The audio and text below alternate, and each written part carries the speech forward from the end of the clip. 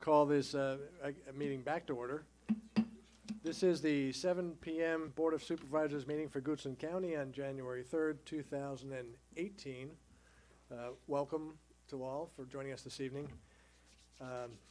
The first item on the agenda this evening, well, before we get started, I'll just carry over something from this afternoon session. This afternoon, I was very pleased to announce that Goochland County has received the award as the ACCE Most Taxpayer-Friendly County in the Nation for 2017. The ACC uses 4 pillars to evaluate county's performance: taxes, spending, debt, and transparency. The selection process was a little over a year in duration, followed by serving on different panel breakouts at their policy summit, and eventually the award ceremony last month out in Nashville, Tennessee. So we're very pleased to receive that award, and I just want to once again thank all of the members of the Goochland County community as a team for all their efforts in this achievement. And the achievement is what you see here before me tonight. That said, we're going to move into our first item this evening is a citizen comment period. Now I can see the citizens. The citizen comment period, I will go ahead and open this citizen comment period for anyone who would like to come to the microphone and speak to this board on any item of business that pertains to the Goochland County. So if you'd like to come forward, now would be the time.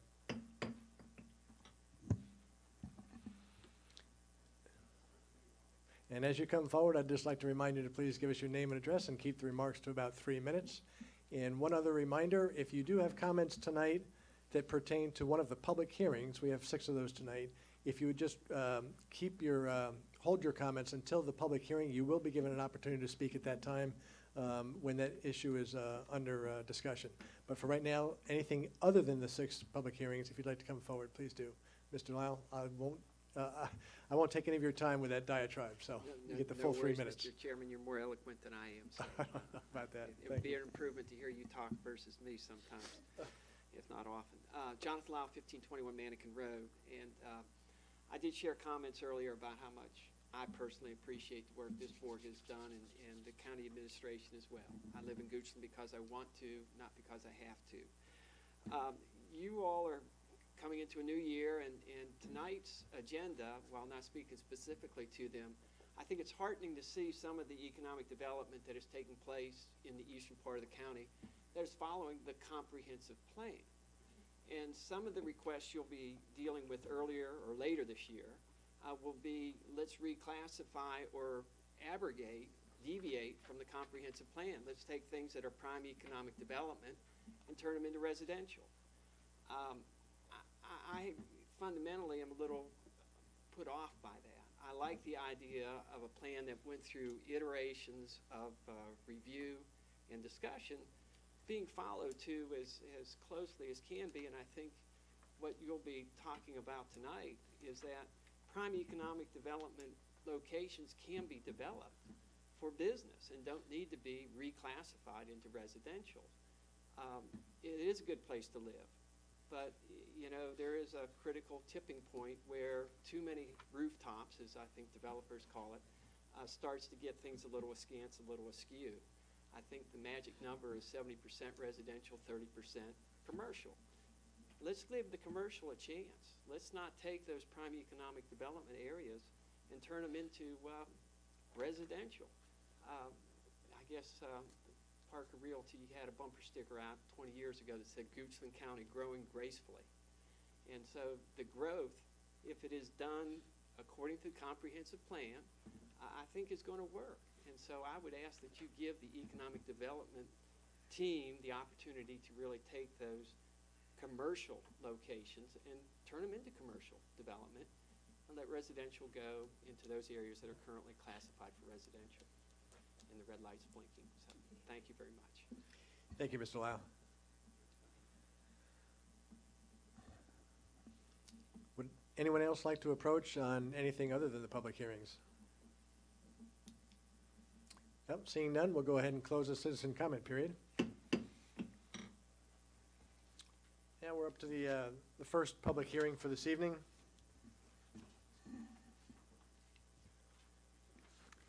Good evening.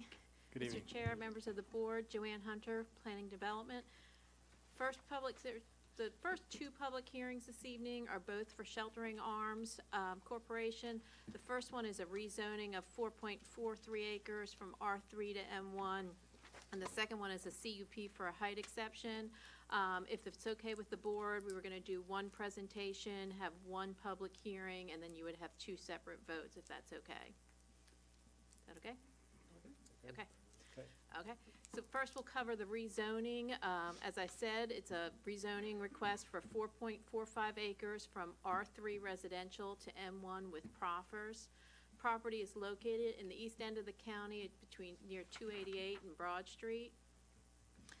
You can see the two properties that have stars on them, and then the red property is the portion of the property that's being rezoned. Sheltering Arms has purchased 25 acres, so 21 of it is an existing zoning of M1.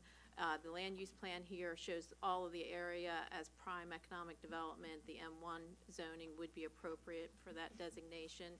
So you can see the two properties that they already purchased of 21 acres are already zoned M1, and then the yellow piece is what is R3, that is remaining residual land left over from when 288 was constructed, and they were able to purchase that a few years ago.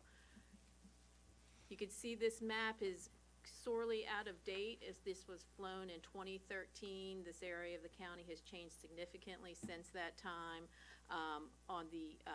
On the east side of Wilkes Ridge Parkway, you now have the apartments. In the circle there, around Wilkes Ridge Circle, you have Maderva Office Building. Along Broad, you've had the rezoning for the Notch, and then you can see this area will be shown for potential to have the Sheltering Arms Hospital. Here is the hospital as proposed. You can see again a better depiction of what's out there now, the apartments with the Maderva office building, and this is where the proposed Sheltering Arms site is. The Sheltering Arms project is a joint venture between Sheltering Arms and Virginia Commonwealth University. They're proposing a 114-bed inpatient rehabilitation facility. The portion to the rear here is generally the area that's being rezoned. It would allow the property to be developed cohesively and all have the same zoning, and it'll also allow them to have some parking there adjacent to the interstate. The community meeting was held on October 27. No citizens attended the meeting, and the Planning Commission did approve this request with a 5-0 vote, and no one spoke at the public hearing. I'm now going to move. There are two proffers with this case. This is very similar to when about a year and a half ago the board added some land, rezoned some area on Patterson Avenue and added it to the West Creek Industrial Park. These were the two proffers that were used for this one. So basically it says that that 4.45 acre piece that's added would have the same, be regulated by the West Creek proffers, and that the parcel number 2, proffer number 2, would say that it's now part of the West Creek Business Park. They're going to move into the conditional use permit. As I stated, this is a height exception up to 80 feet. You can do property, the height is up to 60 feet by right in the M1 district. If your property is surrounded by M1 and M2, you can automatically go up to 80 feet. If you have a different zoning next to you, there's a B zoning adjacent to this property, you have to get a CUP exception to go from 60 to 80 feet. So that's why the conditional use permit is required. Again, you can see that they have 3 different options. They're still doing design build work, so it's going to look like this, but they don't know what the material is going to be. So you can see 3 different options, generally showing the same type of building, but different materials on it. The middle portion, this atrium piece, that is the portion that's going to be 78.5 feet. The rest of the building is going to be about 62 feet, so it's not going to be all 80 feet. It's just the one middle section that is taking it to the height requirement that requires the CUP. It is a 4-story building with a basement. This shows the 4 stories. This takes the height up to about 62 feet, and it's this middle portion, that atrium, that goes up to the 78.5 feet. This is the first request that we've had for a height exception. The building would be sprinklered. We've reviewed it with the fire department. They have no issues with the request. Again, nobody came and spoke at the public hearing. With the location of it adjacent to 288 and Broad Street and limited single-family residential in the area, it is an appropriate area for this. There is one CUP condition. We are recommending that the elevations will be substantially similar to the elevations submitted with the application.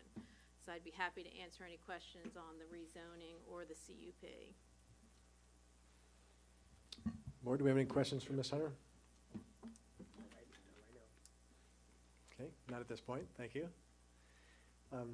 I'll just review for folks. There may be some first-timers here, and there may be some veterans that could use a reminder here. The way this public hearings do work is staff will come forward and make the presentation, as we just saw. Then the applicant will be given a few minutes to add to that. Then we will open up for a public hearing when citizens will be able to comment, either in favor or against. And then the applicant may be given a chance to respond to the citizens' comments, and then, of course, the Board of Supervisors will have discussion among ourselves and eventually consider the action. So that's kind of the general process we'll go through, and that general process will be the same for all the public hearings tonight. So we've had the staff presentation on the first two, and so at this point, is the applicant here from Sheltering Arms? Would the applicant like to come forward and make any comments at all? If you would please just give us your name and My name is Bryant Wilson. I work Okay. for Jones Lang LaSalle. We represent Sheltering Arms. Great, thank you. Other than what staff has provided as information, we have no additional comments. If there are any questions, we're happy to answer. Okay, do we have any questions for Sheltering Arms? Not at this time. You did a great job. Thank you.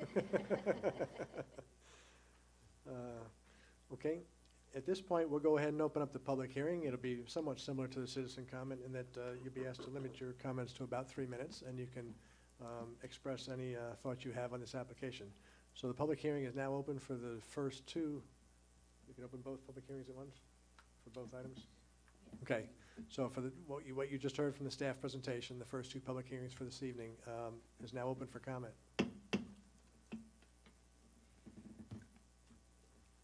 3, 2, 1. Seeing none, we'll go ahead and close the public hearing. Board, what's your pleasure? Questions, discussion? If none, I'm ready for a motion. Mr. Chairman, do we need to take these as 2 votes? Yes. Okay. All right, so the first one.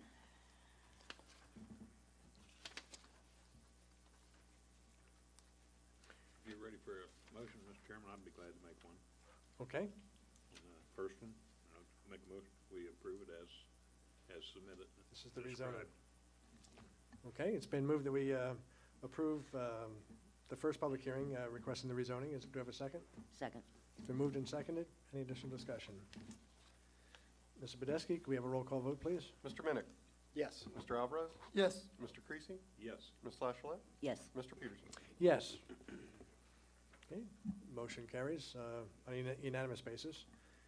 And now, Board, again, not sure what your pleasure is, but we've got a second one that we'll need to entertain as well. Okay, so Mr. Chairman, I move that we approve the application for Sheltering Arms requesting the conditional use permit to allow the building up to 80 feet as presented. That's brilliant. Do we have a second? Second. It's been moved and seconded. Any additional discussion? Seeing none, Mr. Badesky, a roll call vote, please. Mr. Creasy? Yes. Mr. Alvarez? Yes. Mr. Minnick? Yes. Ms. Lachelle? Yes. Mr. Peterson? Yes.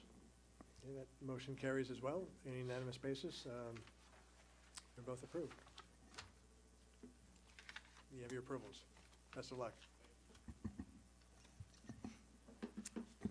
Good evening again. The next public hearing is also a conditional use permit request for a property at 12830 West Creek property, filed by Extreme Heights LLC. Property is located in West Creek Industrial Park in the east end of the county, down towards the Patterson Avenue end. The property and all the surrounding properties are designated on the land use plan for prime economic development. This property and most of the surrounding properties are zoned M1. There is some A2 zoning to the north of this property, which does have a single-family residence on it. This is the presidential office business warehouse project. There's two buildings. The building in the back is the one in question. You can see this is circled area is the location of the proposed use. And what the applicant is proposing is a pole vaulting training facility in the M1 district. Fitness clubs and athletic fields and training centers require a conditional use permit, which is why he needs it. You can see here, this is the location he's going in, and you can head, if you look down towards the other end of the parking lot, that's where the Kindred Spirits Brewery is. They will be operating mostly in the evenings and on weekends. You can see there's quite a bit of parking here. And this is different than one we had a few months ago where there was a parking issue. There is no parking restrictions on this one because there's quite a bit of parking, and they operate at off hours as the office and warehouse. There was a community meeting held on October 25th. No citizens attended that meeting. The Planning Commission did approve this request with a 5-0 vote, and no one spoke at the public hearing. We are proposing just one condition, that if the property is transferred, the owner will notify the planning office just to advise us that so we can talk to the new owner. I'd be happy to answer any questions on this one as well. Do you have any questions for Ms. Hunter? Mr. Chairman, just Sure. one. All of their operations will be inside the building? There's nothing, Yes. no activities outside? No other than acti- parking?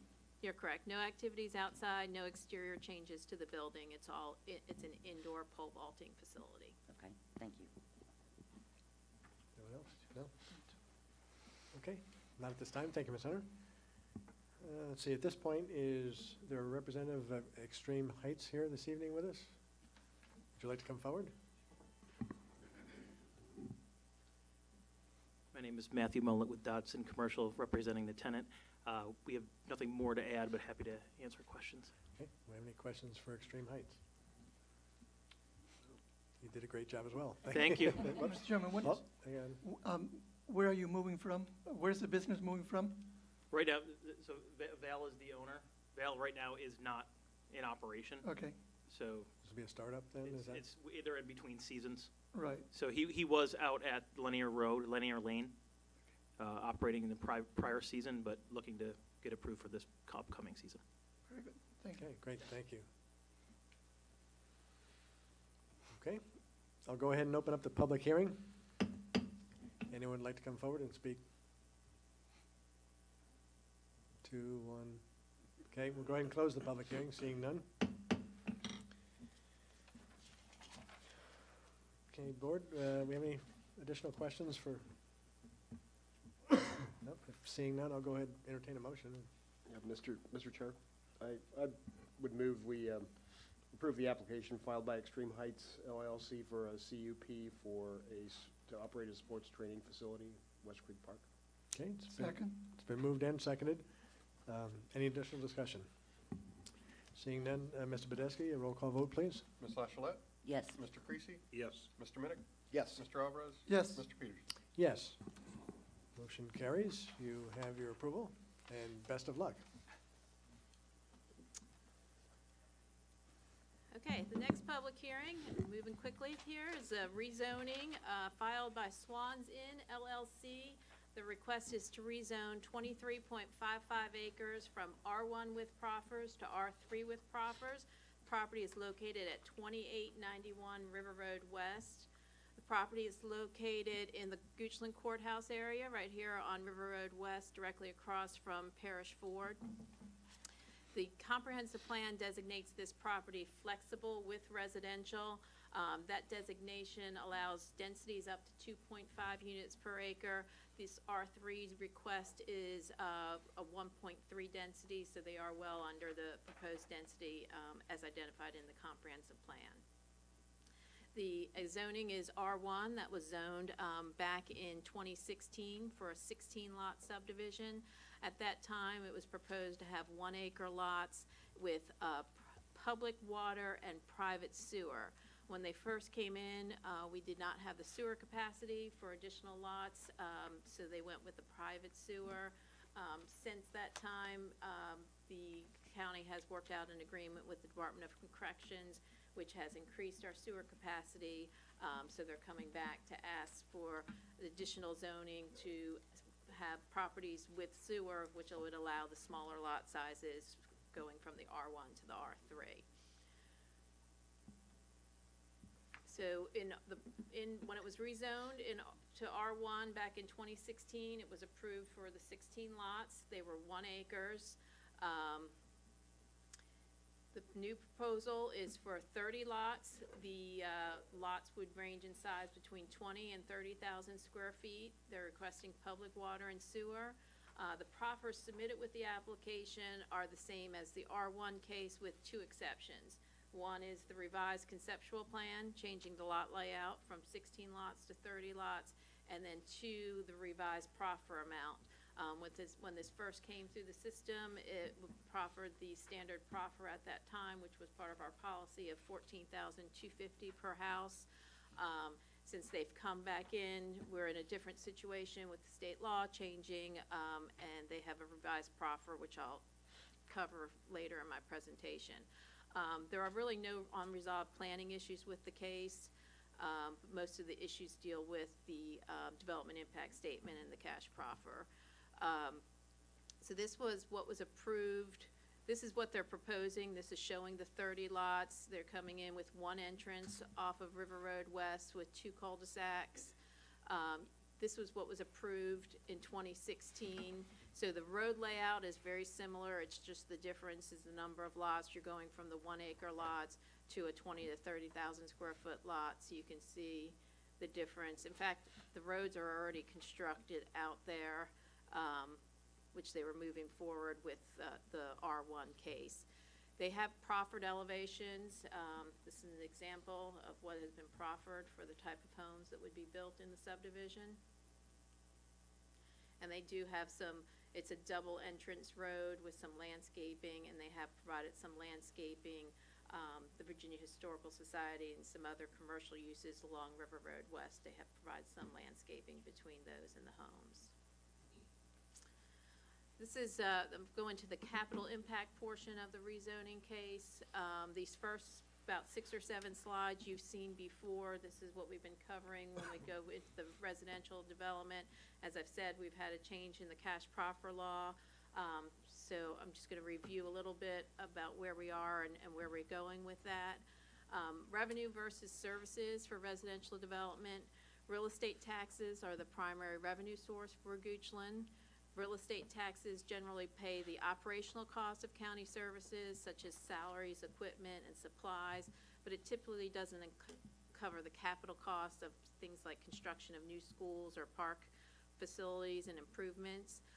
New residential development does add to the people using county facilities, which may drive a need to increase the capacity of public facilities by building new schools, roads, parks, things like that. Cash proffers are one-time voluntary payments agreed to during a rezoning to offset the proposed impacts from new residential development. These payments are collected one time and the house is built. Right before to get the CO, they have to pay the cash proffer. The funds that are collected are used to construct or improve capital facilities needed to accommodate that new residential development. And the cash proffer amounts are intended to represent a new residential development's fair share of certain capital facility needs. The county's been collecting cash proffers since 2000. We've had 39 zoning cases that have submitted cash proffers or offered cash proffers since that time. We've collected or have been offered $18 million in cash proffers. Right now, we've only collected about $5 million of those dollars since they are collected at the time when the house is constructed. We do have, in addition to those lots with cash proffers, we do have a number of lots, residential lots in our pipeline. Right now, we have about 2,300 lots that are in the county, zoned, approved, could come online at any time. and 556 of those lots are not subject to cash proffers. The proffer amounts did change each year. They went up and down based on the Marshall-Swift index. So before July 1, 2016, this is what the cash proffer policy was. There was 5 areas where you could collect cash proffers from: public safety, libraries, parks, schools, and roads. The cash proffer was $14,250. You can see the different categories and which was collected for each different category.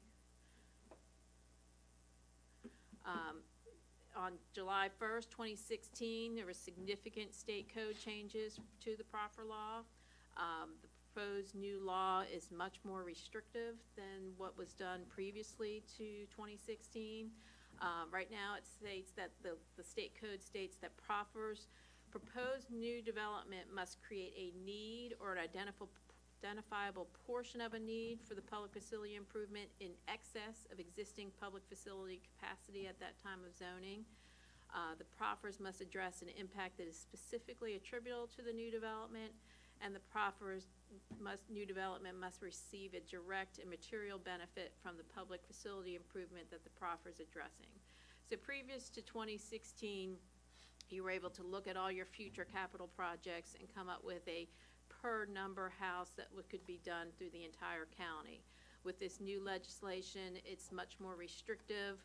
It has to be directly tied to the development, and it has to be over any capacity of what you currently have. So if you have capacity in a school, you cannot accept a school proffer. Where prior to 2016, regardless of where we were in the numbers, you paid that number, you were offered that number. The other change is we can no longer accept cash proffers for libraries. So this new legislation is much more limited. So in response to this new legislation, the county has changed how they've gone about doing business for residential rezoning requests. Right now, we're asking all applicants to submit a development impact statement that looks at what they believe their impacts are on the county's capital facilities. These cash proffers are still voluntary, and the applicant determines the amount to proffer based on their development impact statement. The new law prohibits staff and county officials from suggesting or recommending proffers, and residential development that doesn't address its impact could create a financial burden on the county. As of right now, we have hired a consultant to do a capital impact model. The county has been doing numerous things to get ready to deal with this proffer change. We're updating the CIP, which is going from a 5-year CIP to a 25-year CIP. We're creating a public facilities plan that will be actually going to the Planning Commission tomorrow night. We're doing a major transportation plan update. And it's anticipated that we will have the capital impact model in place and adopted by February of 2018. It's going to be tight, but that's what we're continuing to shoot for. But as of right now, we do not believe that we have the complete data and framework to fully analyze the impacts of new development without that model being in place. I will say the applicant did a very good job pulling together their development impact statement, and I do want to review what they included in their statement. It'll go through the 4 categories that are proffer eligible. For public school facility improvements, the proposed development would generate 9 students. Goochland Elementary School has currently exceeded its capacity. So the applicant did address their specifically attributable impact as $3,300 per student, or a $990 per house for schools. In terms of public safety facility improvements, the fire and rescue system is currently operating at capacity, and new developments will have public safety impacts. The applicant did take this into consideration and offered the following dollar amounts. For the new circuit court building, they estimated about 10% of that to be proffer eligible. That would be for the sheriffs. That would be $234. Sheriff's Department patrol vehicle and equipment, $154. Fire and rescue equipment, $292, and this is, again, based on the 5-year CIP, because that's what the information we have right now. Fire training facility, $80 per home. They estimated 10% of the Emergency Operations Center to be proffer eligible, which would be $11 per home. And towards the animal control facility, they've offered $372. So for they've identified their specifically attributable impact for public safety to be $1,143 per home. In terms of parks, the applicant's GIS identified that they would have impacts to the capacity of the following parks: Tucker Park, Goochland Sports Complex, Hidden Rock Park, Leaks Mill Park, and Central High School. And they have determined that their impact would be $188 per home for those parks. Public transportation, the applicant's GIS indicated that there was sufficient capacity in River Road West. They did provide a traffic study as part of their GIS. They did address their impacts to the Fairground Road intersection and the Fairground Road extension project, and that came out to a specifically attributable impact of $415 per home for transportation. So if you look at the 4 categories that I just reviewed, that came to a total cash proffer offering of $2,735. Again, like I said, they did a nice job with the information that we currently have coming up with their specifically attributable impacts, but we really do not have the complete data and framework at this time to fully analyze if they've addressed all of their impacts. They had a community meeting in October of 2017. 4 citizens attended the meeting. There was questions about the size and location of the utility lines, the location of the pump station, the buffer, and the construction schedule. At the Planning Commission meeting, this case was denied 3-2. The denial was based on not having the capital impact model in place. The Planning Commission really indicated that they would have preferred to defer the case until the model was in place in February and come back to the Planning Commission in March. However, because there's a time restriction on when the Planning Commission needs to act, there was not an ability to defer it that far out, so the Planning Commission did deny it. No one spoke at the public hearing, and there were no other planning issues raised at the public hearing. The applicant has proffered 7 proffers attached with this zoning case. Again, like I said earlier in the presentation, these proffers are exactly the same as the R1 2016 zoning case, with the only change being the conceptual plan and the cash proffer amount. So they've proffered the conceptual plan showing the 30 lots. The building elevations that I showed you earlier in the presentation are proffered. No more than 30 dwelling units would be constructed. They would have a walkway along the long cul-de-sac road and along the short frontage of River Road West. They are proffering some signage and street trees. And then the cash proffer is being changed based on the new cash proffer policy, and their impact statement identified $2,735 as their attributable cost. I'd be happy to answer any questions. Any questions at this point? Okay, seeing none, thank you. Do we have the applicant here with us this evening from Swan's Inn, or a representative? As you come forward, I'll just remind to please ask your name and address and phone number and who you represent. Thank you, Mr. Chairman, board members. My name is Darvin Satterwhite, represent the applicant, Swan Inn LLC. Mr. Travis Johnson's here tonight as well. His engineer, Claire Shirley, who's worked, I think, both on the planning and on the development impact statement as well, is here. So I don't think there's any question that this is a good zoning project, but I want to address 2 things for you tonight. This project, probably like no other project in the county, is unique as to where it sits right now. And there are a number of reasons for that. And it's not the the county's fault, it's not anybody's fault, it's just a timing issue. And I'd like to indicate that to you tonight, why I think this is a desirable rezoning request from the county's perspective, and why it's different from some of those other projects that have been deferred. I think there's some certain things that do distinguish it from those other projects. First of all, this, not just the comprehensive plan, and we do comply with that, but the county's long used the village concept. And this particular project meets that very well, particularly in the Goochland Courthouse area. Last year, when it was rezoned and we had our 16 lots, it pretty much acknowledged that it served that purpose as meeting the needs of a village concept, a place where people both live and work together. Problem was, as Ms. Hunter's indicated, when we came before the county a year ago, we didn't have that sewer capacity that we have now. So we do have that in place, which gives the county the opportunity to make what is a good project. The 16 lots that we have currently zoned under the R1 is a good project. But this additional capacity gives you the opportunity, I think, to have a better project in terms of what meets the needs of this village concept. So now we get into the dangerous part, because I've got to. Okay, thank you.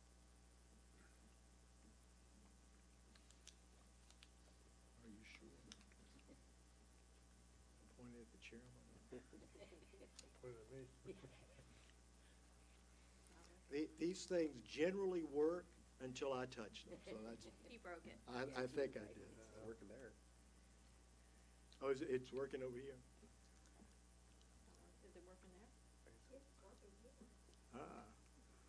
Well, as I said, this is a unique project, so it's. Try to X out of here. I mean, I can certainly go forward without this, but it's. Yeah, that's close. Well, I'll continue on with what I'm telling you anyway. I apologize if I broke your system, which I probably did. But it's that 25,000 gallons per day that DOC has given to the county that brings us before you and actually gives us an opportunity, and I think the county an opportunity as well. Going from 16 to 30 lots is beneficial for a number of reasons. I just want to go with those with you, and then I will address why I think this is a different project from some of those others that the county has found it necessary to defer. First of all, I think Mr. Lyle pointed this out in his citizen comments earlier. This is one of those projects, fortunately, that does comply with the 2035 comprehensive plan. It's not, we're not asking you to change anything. It certainly goes hand in hand with that. With regard to your public utilities, on your sewer, you want to have as many, obviously, users as you can. You want to have as many connection fees as you can. We're basically doubling the amount of users on that system and the amount of your connection fees as well. There's one aspect that we're providing to the system that would not otherwise come into place on your public sewer, and that's a pump station. You need the pump station to get our sewer lines over to service the residential and commercial that's on the south side of Route 6. We're putting that pump station in place, so that's a benefit to the county. Yes, thank you very much. It doesn't work now. I will definitely know who's to blame. But it does give you an opportunity to have those increased users, those increased connection fees, and to have the pump station put in place, which brings on the opportunity for more users on the south side of Route 6. Without that pump station, the county would have to build it. So we get that infrastructure in place. There's something else, though, that is very different when we go from 16 lots to 30 lots. One of the primary goals of any land use objective would be to provide affordable housing. Now, obviously, if you've got 16 lots and you have to spread your development cost over 16 lots as opposed to 30, if you have 30 lots, you can spread those costs down and offer a product, a housing product, at a more reasonable price. That's what this allows us to do. Right now, if we were to go forward and just keep it at the R1 zoning with the 16 lots, our starting prices would be about $450,000. $450,000 to $500,000 is what the houses would cost. But with the ability to spread those development costs over 30 lots, you bring those starting prices down substantially to about $350,000. Now, that's important, and it does have an impact on your citizens here in the courthouse area.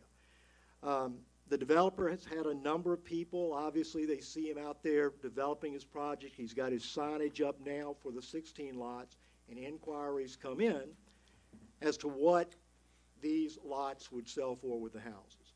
And the message that goes out is what I've just told you, roughly $450,000 to $500,000. And those people that are hearing, that are coming to him and making those inquiries, they do want to live and work in the courthouse area. And many of them are in the private sector, public sector as well. Many of our, as you can might imagine, school teachers would come looking for houses here in the courthouse area, law enforcement people that are looking for it. But the problem is, once you get to that $450,000 starting price, it's our experience has been from the people that have come to us that that's somewhat cost prohibitive for them. And they have made the comment to the developer, to Mr. Johnson, that if that product were more in the $350,000 starting range, that it would be something that they could actually utilize and buy into. And I think that's a significant part of what we achieve here and as far as affordable housing goes, and makes it available to those people who want to move into Goochland Courthouse, who would be providing valuable services to Goochland Courthouse, teachers and so forth, that they would have a housing product that would be more acceptable to them. Now, we showed in, Ms. Hunter showed in the presentation earlier, the types of houses we have here. What I want to emphasize, though, if it's the price that's coming down, not the quality of the housing, it's the same housing product that would be provided if it were a 16-lot subdivision, as it is now. The same would be provided quality-wise under the same proffers that we've seen earlier. So these, I think, have been part of the presentation before. I don't know that that one was in there, but just to show you some of these, we're trying to, we would like to have, Mr. Johnson's a builder. He would like to have a building product in there that has some variety, not just a cookie cutter, type of subdivision. So these are, I think that one was in your presentation from the earlier. So we have those. And you can see, you can take the same type of overall design and do variations on that as well. But the quality would not change. Having said that, let me try to tell you what I believe is the difference between this and some of the other projects that you found the need to defer until your model can be explored more. I don't think this project is comparable to those. For one, we do, without question, meet with a comprehensive plan. I'm not so sure that's true for all of them. I don't want to get into other projects, but that's not necessarily the case with some of your other projects there. The proffers that we have been developed hand in hand with the county staff, and I don't think there's any question about what we've offered in the proffers. The development impact statement we tried to work with the county staff to get the information needed to make it a realistic plan with regard to what the actual impacts are on the various infrastructure capital improvements of the county. The difference is, though, we've got 30 lots. If we're just incrementally off $1 or so the other on a 30-lot subdivision, as opposed to 520 lots or units, or 308 units, the difference and the impact upon the county is so much greater than what we're dealing with if you're $1 or $2 off one way or the other on that development impact study on a 30-lot one. We're not 500 units. We're not 300 units. And common sense dictates to you that if we're a 30-lot subdivision and can provide to you a reasonable assessment of what the impacts will be on your capital improvement program, then we have met what the statute calls for, the Virginia Code calls for, with regard to the voluntary cash proffers. And I think that we've done that. What we've done with that development impact statement, because the county attorney can correct me, the state law isn't requiring you to have a particular model in place or use this model or that model. What it's requiring you to do is to be reasonable and to make sure that what cash is being offered to you in the proffer does in fact match up with the actual impact. In other words, it's not over, it's not under, but it should be realistic. What this development impact statement does is it's got a multiplier in there. And what that multiplier is, it's fairly straightforward. You take the number of citizens in Goochland County before this project would come in place, and you'd have those citizens presumably moving in there, versus after.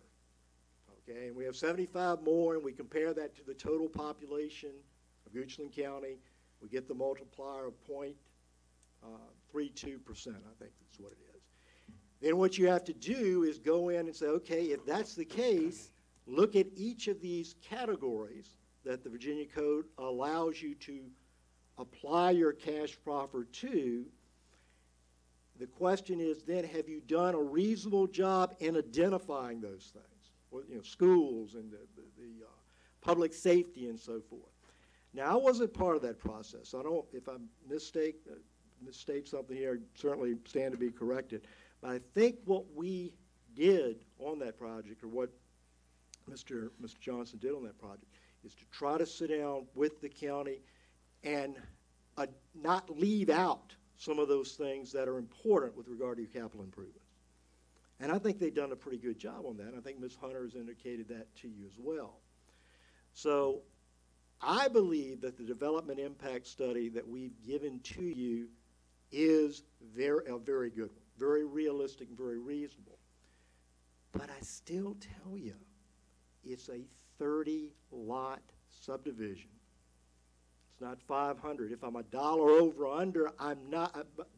The difference in my accuracy on this type of subdivision, dollar-wise, would be de minimis. It just is. Common sense tells you that. But we've given you a good development impact statement, and we think it's good for these proffers. I think it's realistic.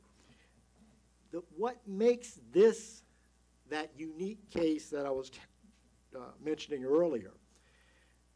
Normally, when any developer stands before you and are asking for the rezoning, many times they haven't even bought the property. It's sales contingent upon the rezoning. The costs that have gone into, that the developers had to incur that up to that point in time, are costs that are related to presenting the zoning case. That's why this case is different. We've got actual infrastructure in the ground right now. We've got a road construction in place. We've done installation of water lines. This is a photograph taken probably about 3 weeks ago, I think. We've done some work since then. But these are real improvements in place that cost real dollars. And the only way any developer can recoup those dollars is by selling its lots. Well, these other projects that have deferred, they have not incurred these hard costs that we have. We're still waiting and anticipating the ability to sell some of those lots, to begin to recoup those costs. Right now, the out-of-pocket cost that we have for these type things is about, well, it's over $783,000. I've just listed them there. I'm not going to tell you all of them. We haven't detailed all of them. But they're the type of costs that are generally expended once you've gotten your zoning.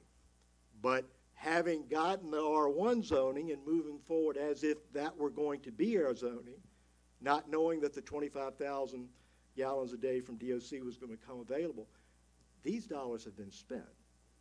And the effect of a deferral on this particular applicant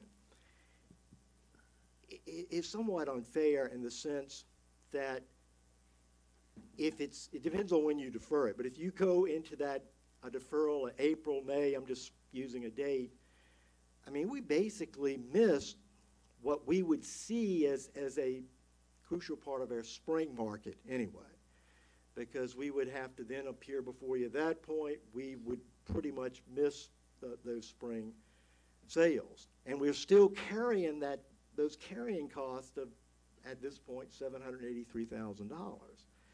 So the Hunt case, the Eagle case, and I'm not saying they haven't incurred zoning costs. Everybody does that. But they have not incurred these type of costs. And I think that is a distinction, at least with regard to the fairness of any potential deferral. We believe that we have before you tonight what are reasonable cash proffers that are presented to you, irrespective of what your model may end up being. But at this point, as we sit here tonight, we've given you a development impact study that is both reasonable and identifies in a very precise way what we should be paying on the cash profit.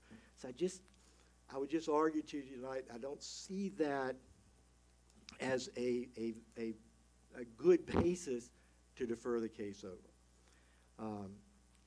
Having said that, I would say that we would much prefer a deferral than have you do what the Planning Commission did to us. Because as you know, if we're voted down, then we have to wait a year. So we're pleading those facts to you tonight simply to make you aware of our circumstances and why we think we're in a little different position. So I'd be happy to answer any questions that you might have. Thank you, Mr. Satterwhite.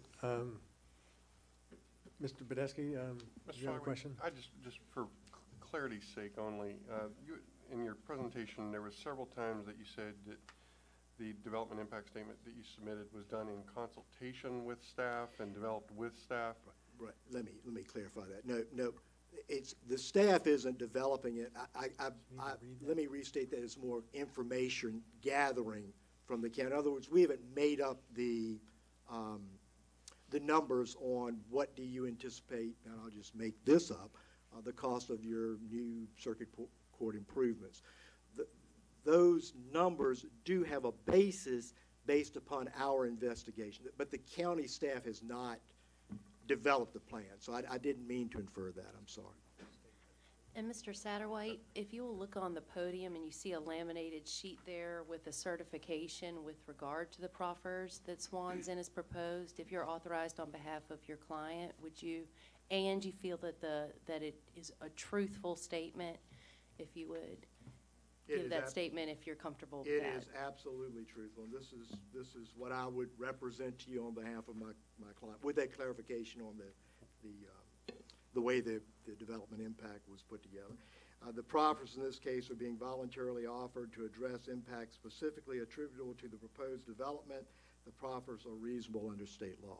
That is a true statement with respect to what we are dealing with here tonight. Great, thank you.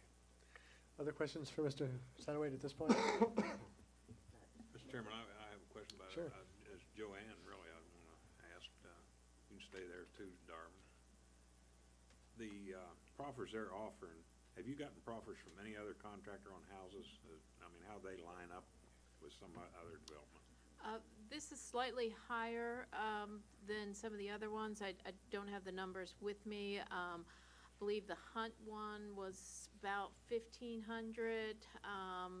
The Reader's Branch was in that range. Dover Branch, which was also deferred, that's a 5-lot subdivision. I think that one was a little bit higher, but not quite as high as this one. I'm thinking about 21 or 22, but again, that's just going by memory. I don't have those numbers with me. I'm sorry. And is it a true statement that you feel that you all don't have the knowledge to really pass judgment on this? We really don't have all of the information. We're still gathering all that information. They used all the information that we provided to them, which is based on our 5-year CIP. But as you know, through that time, we've been doing the 25-year CIP and looking at things more comprehensively. And some of that new information is not included because we're just getting it right now. And again, we don't know what the model's going to tell us. Do you have enough knowledge to kind of speculate where you think they're in the ballpark or out of the ballpark? I could not say right now what that number is. We're all anxiously waiting to see what the model is going to come up with, but I really don't know. We know it's probably not going to be anywhere near what we used to get in proffers, but I don't know what the new number is going to be yet. Okay, thank you. Other questions at this point? Thank you, Mr. Satterwhite. We'll reserve the right to call you up again if we need to. Thank you. Okay, the next step is to go ahead and open the public hearing. So if anyone would like to come forward and speak to this public hearing application, now would be the time to do so.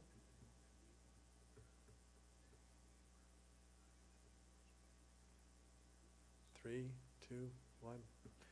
Okay, seeing none, we'll go ahead and close the public hearing. Any additional questions, discussion? I Yes, do, sir. Mr. Chairman. I have a question for either Joanne or maybe Todd.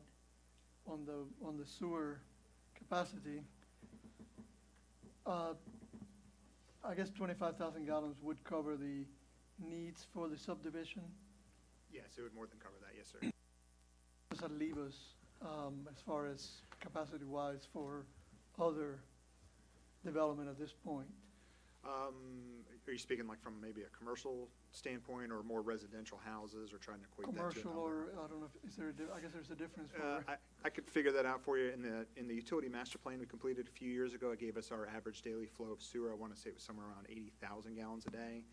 Our agreement with the Department of Corrections is for a maximum average monthly of, I want to say, it was 111,000 gallons per day, and it has now been changed to 136,000 gallons per day.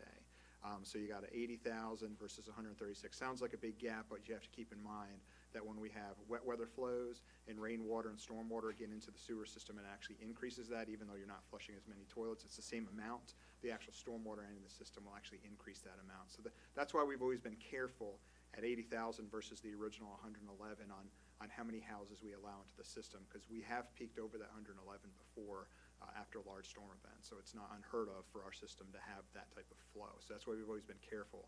But this 136,000 gallons that we now have has helped significantly. And it's definitely enough to handle this neighborhood. so how much of that extra 25,000 gallons will be used by the neighborhood? Sort of a rule of thumb nowadays is about 250 gallons per day per house. So you divide it out, it's about 100 houses worth, if you want to look at it that way. Different localities use different numbers. Some use 300 gallons per day per house, some use 400 gallons per day per house. So if you're looking just for a ballpark number, it would equate to somewhere around 100 houses, and this one being 30. So. And, I'm not sure if this is a question maybe for Joanne, or do we have anything already approved pending development that would use or need some of those We have no pending residential development in the courthouse, no. Or commercial, would commercial be, Nothing that's not already connected. okay, thank you. Mr. Chairman, if I can just say, depending which route we go with the courthouse, that could potentially be a additional structure that would require a certain amount of capacity. I'm not sure it still would be within the limits of where we're at here. Ms. Lasslet? Yes, Mr. Chairman. Actually, I have another question for Mr. Kilduff as well. Can you explain what's the pump talking about? Sure. From what I understand, and their engineer could speak probably a little more clearly on it, the actual elevations here, the actual back end of the neighborhood is too low in elevation to get sewer by gravity to our existing system. So they're actually going to take the entire neighborhood and have it flow by gravity to their own pump station. That pump station is then going to pump it by force to our system. So you can't just flush the toilet and have it continue to flow down to our existing system because ours is higher in elevation. So they have to pump to get to it. So they would have their own pump station inside the neighborhood. Just to follow up, so that pump station would be dedicated specifically to this neighborhood? That's correct. Exclusively? Yeah, it's not, as far as I know, it's not going to be oversized. I haven't had any conversations, so I feel comfortable saying so. It's not oversized for any other development. Thank you. Yep, yes, ma'am. Mr. Chairman, Yes, sir. Todd, I got a question on the pump station before you sit down. Yes, sir. They would then own and operate that pump station at I their own believe it expense? is privately owned and operated, is that right, or are you going to turn it over to the county?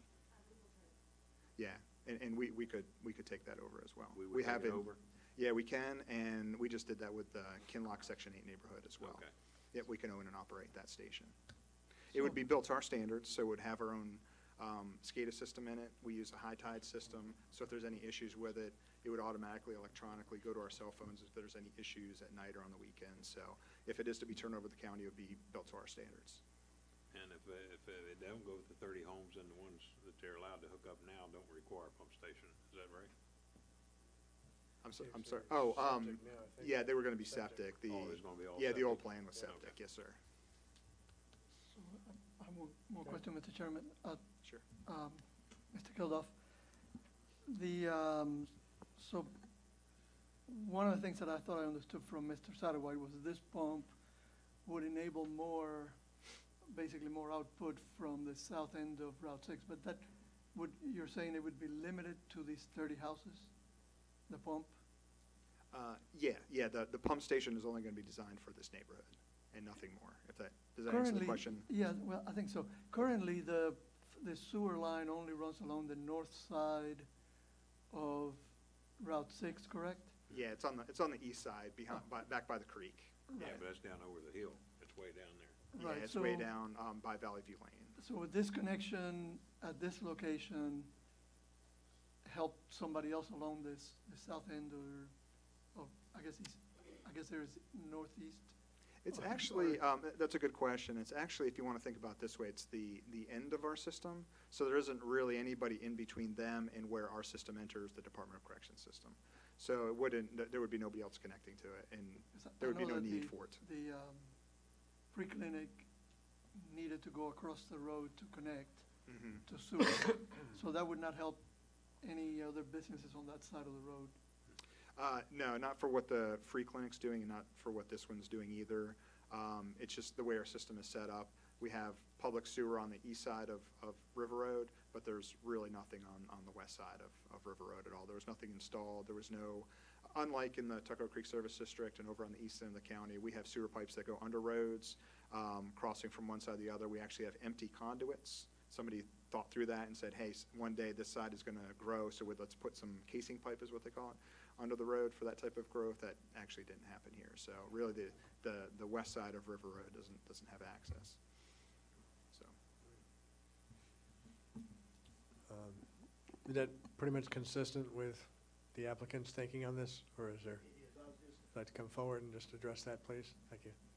Always dangerous when I get into engineering. Don't break our technology. I know, I'm not going to touch anything. Now, I was just asking Ms. Shirley, and what I had said is it got it across the road. She's saying with it being at the end, and I think what Todd's saying, it would only serve that subdivision. But it would be part of your infrastructure. I mean, obviously, we could keep it and maintain it, and probably the county wouldn't want that. I mean, we could, because the homeowners association could maintain it and that type of thing. But we would be building it, and it would be part of the county system without cost servicing those 30 homes. So it is a component part of your system, you know, that you would be paid for. What is not correct, and what I was thinking, is that it brings it over, just like he was saying, on the free clinic, but it's not going to do that because it's only going to serve that subdivision. So I stand corrected on that. But my point is, we're building a part of your system that you're not paying for, which is fine. I mean, that's just the way it works. But you would be having it dedicated to you, and we'd be building it. So. Okay, thank you. Thank you. Mr. Cutoff, I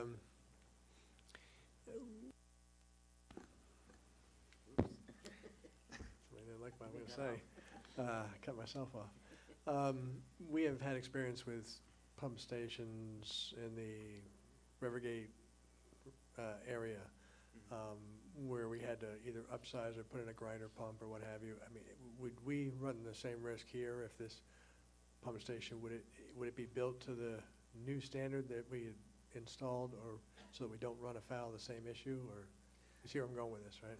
Yeah, I see where you're going. Yeah, the last thing we want to be is stuck Right. with a pump station that we might have to do something There you else go. There you with. go. Yeah, no, this would definitely be designed differently. That pump station didn't have the best pumps in it. Let's just say that. Okay. All I'll right. just say it that way. This one This will have this the one best would be pumps. designed appropriately. Okay. Yes, sir. All right, fair enough. Thank you. I just want to make sure we didn't run the same problem of having to retrofit or upgrade. That's correct. Okay. And we try not to do pump stations anywhere possible. The Rivergate actually that worked out well for us because we just happened to have a much larger pump station that could handle what that Rivergate pump station was having difficulty handling. It just happened to be right across the street.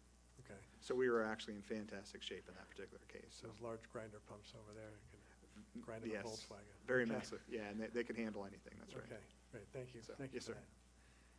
that. Other questions? Yes, Mr. Chairman. Yes. I'm not sure if our attorney or planning can answer. So just so that I'm clear, the choices we have are to approve, to defer, or deny. If, and I'm not indicating how I'm voting, I'm just trying to understand all our options.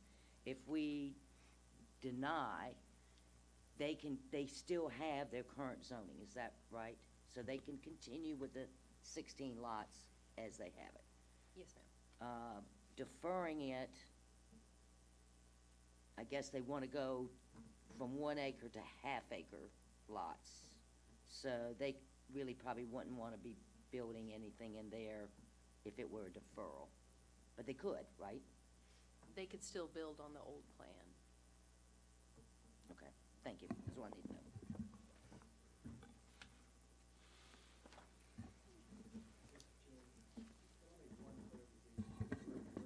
Very briefly, you can approach. And again, and I said it before, I just want to make sure you understand, we would much prefer a deferral than a denial, because we think it's a good project, even if the timing wouldn't be ideal. I'm not trying to talk you into a deferral, but please, just keep that in mind. Okay, good, thank you. You can be brief, good. All right, where is staff? And maybe Lisa, I read in the staff report, and I'm on page 198 of the board packet, toward the bottom. Staff comment reads, "At this time, staff does not have the complete data and framework to fully analyze the capital impacts of this development." Is that That's a correct statement. correct yes. statement? So you don't have the data and the framework at this point to opine on whether this is, No, because it's the model that we've hired, in response to the proffer change, we have hired the consultants. They're still working on the model. We're still gathering the information. Until that model is adopted in February, we do not have the complete data. okay, thank you for that. Thank you. A question for maybe Mr. Badesky or staff. We are now going into budget season, and we have a fairly full calendar in the first quarter of budget meetings. We have deferred a few items already, fairly large items, and we are going to have a new business calendar in addition to those. So we have a fairly full calendar coming up. We talked about if we deny it, be come back in a year. If we defer, what does our calendar look like in terms of where staff could be able to defer and yet give this adequate treatment to where you can come back to us and say, at this time, we do have complete data and a complete framework. You see where I'm going with this? Sure, Mr. Thank Chairman. As you know, tonight we have a public hearing on our capital improvement plan. That information also mentioned the public facilities plan that was going to the Planning Commission. Actually, tomorrow evening actually comes back to you in the same evening next month, as well as the model. And actually, when we keep talking about the model, we're really talking about a change to the county's cash proffer policy. All of that information comes back to you at your February 6th meeting for determination. And so it's our belief, and we had shared with this board before, that after that such date, we'd be better positioned to hear the cases. This board has had 3 deferrals already on other residential zoning cases. Dover Branch was deferred to the March 6th meeting. Again, just for some perspective, that's only several lots in addition to what was already approved in the Dover Branch case. On March 13th, H.H. Hunt, which was 520 lots, has been deferred to that date. April 3rd is our budget public hearing. We've traditionally kept that evening of public hearings dedicated to the budget. On April 17th, which was a special meeting, that was the budget adoption date, we have added an evening session to hear the Reader's Branch rezoning, which is 310 lots. And so you have those cases on your docket already.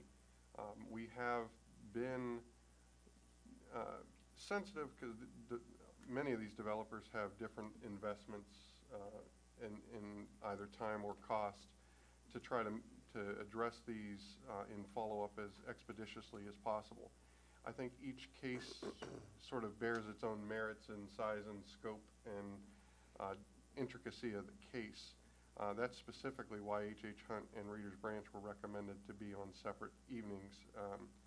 On March 6th, Dover Branch, again, was only several homes. This subdivision is going from 16 to 30 homes. From a size and scope perspective, there is some flexibility.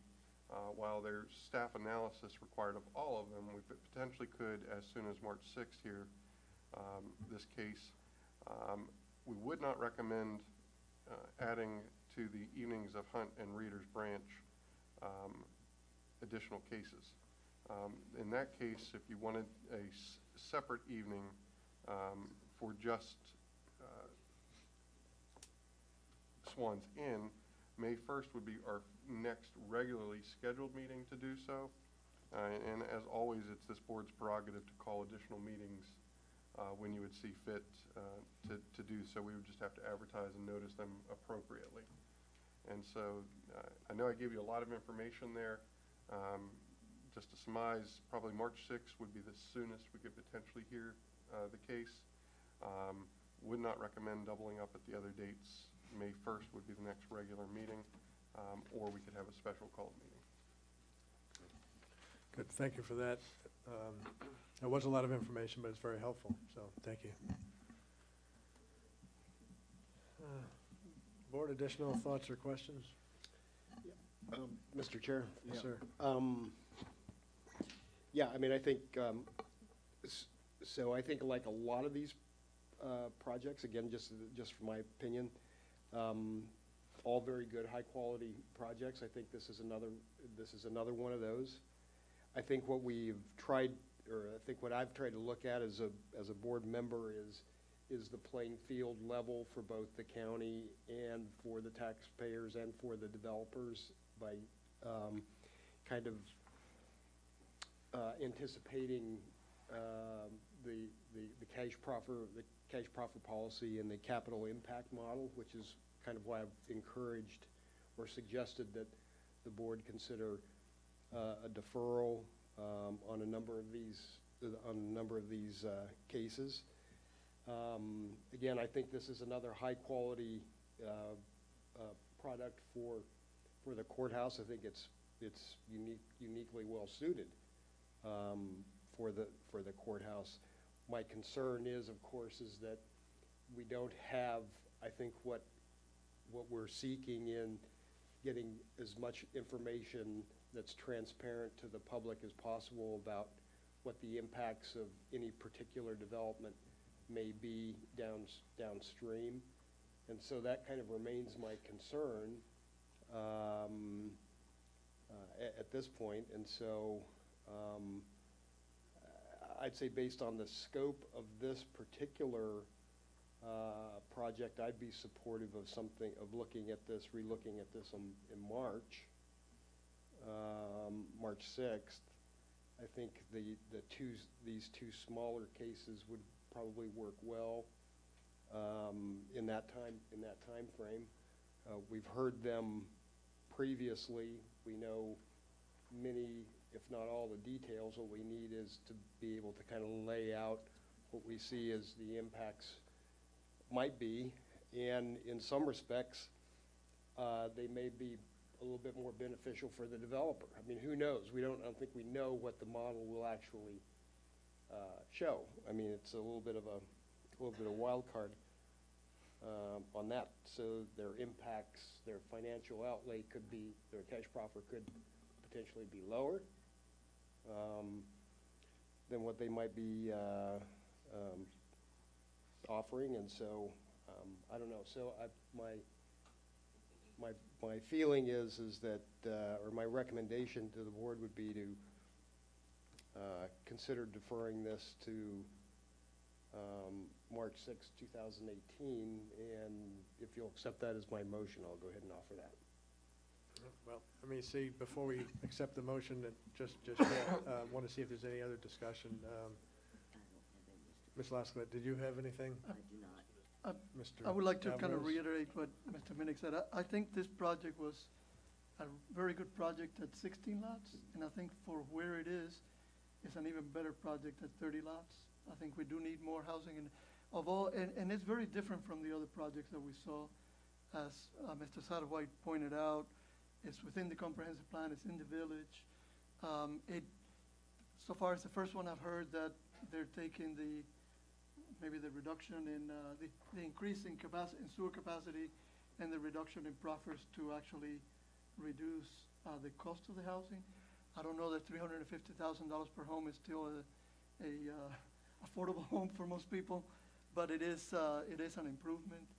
But I do feel that we also deferred one zoning with just 5 homes, so it's not the number of homes, so it's not 30 against 520. We deferred another one also because we didn't have all the complete data, and I think it would be fair to everyone if we also deferred. And I think March 6th, I think we can handle it at that meeting. So if Mr. Creasy, did you have? Mr. Chairman, yeah, Yes, sir. I concur on that. It looks like a fine project, and it's just that we're caught between a rock and a hard place with this change that the state made, and I think to be fair to all people involved in this whole situation that developed this year, that I think I would favor a deferral until the earliest possible, which looks like it'd be March 6th. Okay. Ms. Laska, did you want to add anything, or just? No, I just Okay. concur. Okay. Well, I just, again, for some of the citizens that are here, again, this change in state law has really triggered this whole revised look and assessment about our policies and our models and the other thing I want to just share is that the development impact study that was performed by the applicants is done in accordance with state law, and these proffers that are offered are amounts allowable under state law, And that does not necessarily translate to the actual financial impact on the county. And so it's incumbent on the county to understand what the actual total hard dollar cost to the county is, or would be, of these types of developments. And that's what the county is doing now, preparing models to assess the actual financial impact on the county as opposed to the amounts allowable under the new state law, and compare the two, just so that we understand where we are the costs that are allowable sufficient to offset the costs or not? If not, how much? And we just don't have that kind of data just yet. So I think that's what we're all struggling with right now, is allowable under state law may or may not bear some resemblance to the actual cost of the county services, and we just need to understand where we are on that, and that's what's driving this whole process. So now I've said my piece. So at this point, I think everyone's had an opportunity. So at this point, I will entertain a motion on how to proceed. I think Bob made a motion. The motion on the floor is to defer until the March 6th meeting. Defer to March 6th. Okay, do I have a second? I'll second that motion. All right, we have a motion and a second. Any additional discussion? If not, Mr. Badesky, I'll ask for a roll call vote, please. Mr. Creasy. Yes. Mr. Alvarez. Yes. Ms. Lachelette. Yes. Mr. Minnick. Yes. Mr. Peterson. Yes. All right, the motion carries. The case is deferred until our March 6th meeting.